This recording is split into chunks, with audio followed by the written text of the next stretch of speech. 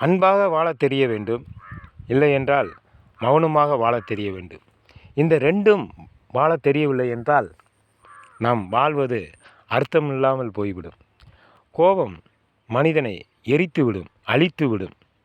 பல விஷயங்களில் அவனுடைய முயற்சிகள் தோல்வி அடைந்துவிடும்.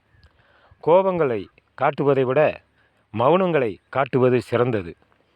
அன்பு காட்டுவது சிறந்தது. அன்பு காட்ட தெரியவில்லை என்று நாம் கோபத்தை காட்டக்கூடாது. அந்த நேரங்களில் மௌனங்களை காட்டிவிட வேண்டும்.